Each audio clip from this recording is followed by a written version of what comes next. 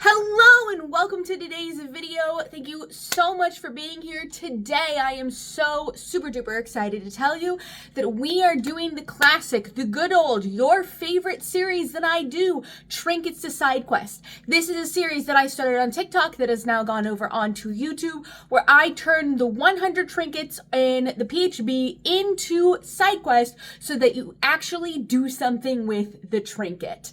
It is something that I have been doing for a couple years now, and YouTube seems to really enjoy it. Please don't mind my cat. YouTube seems to really enjoy it, and so I am here to give you another one. And which one are we doing today? Well, Metat Muse, I can never say his name correctly, rolled on stream a couple of days ago for what trinket we would be doing next, and he put number 83, a bit of folded cloth that when unfolded turns into a stylish cap. Now, when I heard this one, instantly everybody on stream said artificer, something to do with an artificer. And I said, yeah, artificer. But I've done two give the item back to the artificers already. So I don't think I want to do that again. And then I was like, what if this is something you're not supposed to have? What if this leads you to doing a favor for somebody because you're not supposed to have it? I haven't done that yet. I haven't done the you're not supposed to have this yet. So this is what I came up with. So we start where we always start. What is it? This is a piece of cloth, right? It is a bit of folded cloth. So it's folded up like this. But whenever you unfold the cloth, it pops up into a hat, a little hat that you're able to wear, right? So that is the premise of what this is. It is magical because I asked Metat Muse what he wanted, and he said he wanted it to be magical. So it is magical, it is not mechanical. So you unfold it and it pops its way into a hat. Now, what is this hat? What is it?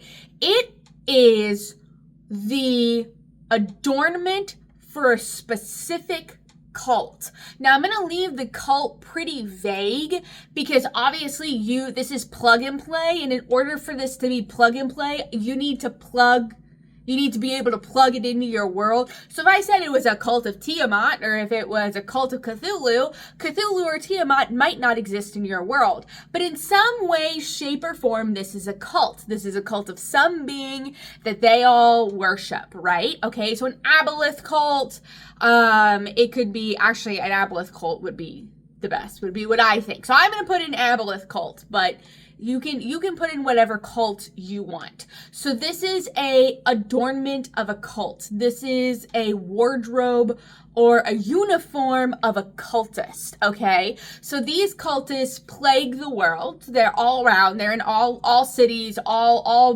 boroughs, everything. And they worship something that is evil, and they're trying to bring around, they sacrifice people, they're trying to bring around the destruction of the world, something like that, something along those lines. You're a dungeon master, you can figure something out, but it's a cult. And this hat is a hat that the cultists wear. They wear this hat during ceremonies, they wear this hat during meetings, they wear this hat during rituals. It is a symbol of being part of the cult and the secrecy of the cult. So at the same time, you can design this hat however you want to design this hat. This hat could be something as simple as like a little boop on the head, or it could be a full-blown like garb thing, because again, it's magical, so the full unfolding of the cloth makes it turn into something else. So it's not, it could really be ornamental, it could really be significant, it could be, exuberant. There's a lot that you could do here because it is a magical property and not a mechanical property. But yeah, so this hat is an adornment that a cultist wears during religious ceremonies and meetings. That's what this hat is, okay? So the question is, how does this hat turn into a side quest, right? If it's a culty hat and you have a piece of cult paraphernalia that you have no idea that you have, how does this turn into a side quest? Well, easy. TSA. Your bags get searched at TSA. That's what happens. But we don't have TSA in Durgans and Durgans. So what do we have? City guards. So what you can do is whenever your players go to enter a major city, whenever they go to enter a major hub in the world, there are guards that are going to search their bags. Now the player has no idea that this thing is actually a symbol of evil, right? They have no idea. So what's going to happen is they're going to go to search your bags. You're going to be like, sure, search my bags. And whenever you search the bags, you're going to find the hat. You're going to find the folded cloth into a hat. And the guard's going to be like, arrest them. They're part of the cult. And so a big kerfuffle is going to happen, and your players are most likely going to be like, well, let's just explain that we're not part of the guard, because that's what a lot of players think actually works in D&D. So they're going to be like, let's just explain that we're not part of the cult. Let's just explain it to the guards, right? So whenever that occurs, your players are going to be thrown in jail, set to simmer for a little bit, and then they're gonna meet with the main captain of the guard person dude.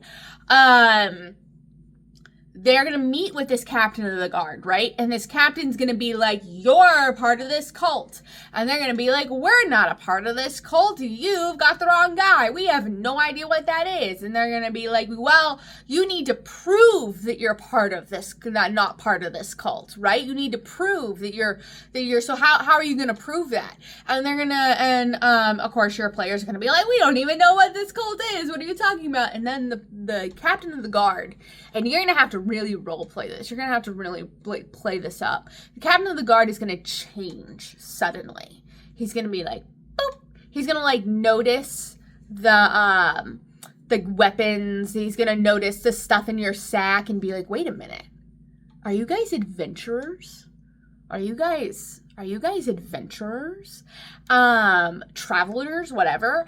And it's gonna be like, yeah, that's we're adventurers. We're not cultists, we're adventurers, right? And the guards, the captain of the guards' little wheels are gonna start turning and spinning. And it's gonna be like, I could make these adventurers do some dirty work for me. I could make them, so then the guard is going to be like, you're going to prove that you're not part of this cult by killing the main person of the cult. That's how you're going to, well, okay, maybe not kill.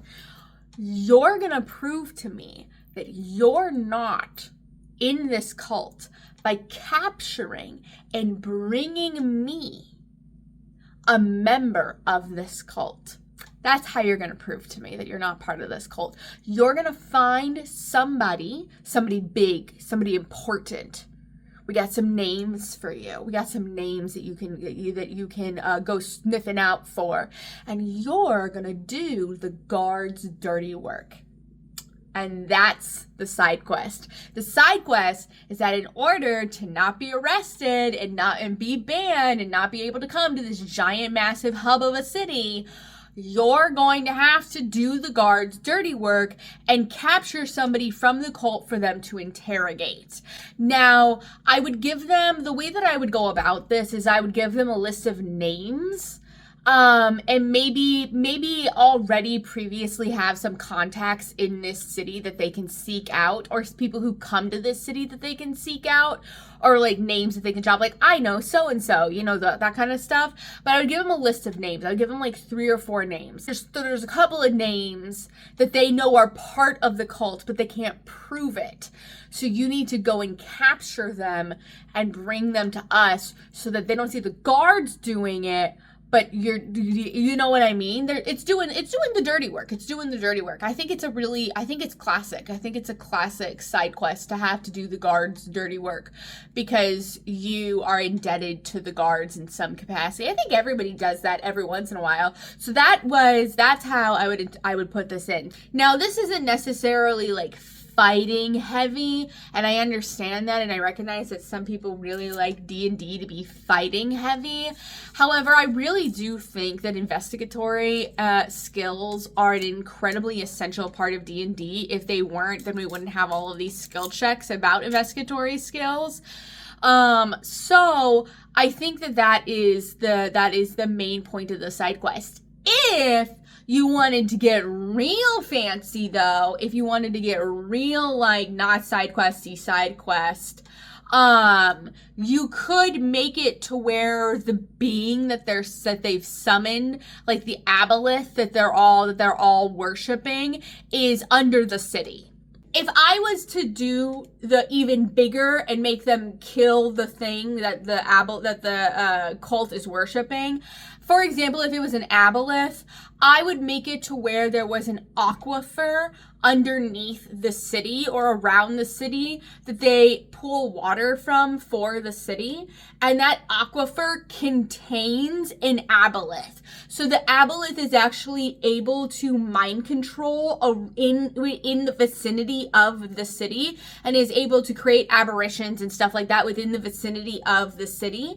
And the cult has made a passageway into the aquifer so that they can worship this aboleth and feed the aboleth and sacrifice stuff to the aboleth and all that kind of stuff. That's what I would do. That's how I would go about making this an even bigger side quest of like, oh, now we have to kill an aboleth. There's just randomly an aboleth underneath the city and like nobody knows. Like, that's what I would do. But obviously, to make this plug and play, I have to keep it quite fresh and simple. So that is essentially what the whole thing is that your players get caught with this paraphernalia, and then your players get picked on by the guards and is like, hey, do this for me and I'll free you. Which is very guard-like. That's what guards do. So I think that would be a lot of fun as a little side quest, or an even bigger side quest where you like kill an aboleth and stuff. And by the way, aboleths are a lot of fun. They're a really, really great monster. So I highly recommend. That's why I'm picking it. It's because I like aboleth quite a bit. But you could do you could do so many things. You could be like a demon or a devil or an evil angel, like a fallen angel kind of a thing. And again, you can just put it underneath the city. Like, you can always put it underneath the city in some kind of aquifer that's dried up or caves or whatever. And everyone likes a good cave dive. Everyone likes, isn't that what Mines of Pandelvar is that you just like go into a mine that is in a cave and like fight stuff a bunch? Isn't that what everyone likes to do? So yeah, I'd say that is my little Trinkets to side quest. All right, that's gonna do it for me for today's video. I hope you enjoy this Trinkets to side quest. Yes, there is another Trinkets to side quest coming. However, it is going to be coming in the form of like written, because I think that it's so good that it deserves to be written down. So there is another Trinkets to side quest coming. I have not forgotten about this series. I've just been doing other things and been preoccupied with my freaking hip being detached. My ligament in my hip being detached. That is very, very annoying. I appreciate you all for being here. I appreciate you for sticking around until the end. If you have a trinket that you want me to turn into a side quest, please put it down below, because I hate picking the trinkets. It literally kills all of the fun for me to pick from the trinkets. Maybe whenever I get less trinkets to pick from, it'll be more fun, but it's just overwhelming at this point. Also, I just want to say that if you haven't subscribed yet, I would love for you to subscribe. I am on the road to 1K, and I'm really, really excited about it because it's been going really well. So if you wouldn't mind subscribing, I would super duper appreciate it. All right, that's gonna do it. You are always welcome at my table. Thank you so much for being here, and I will see you in the next video.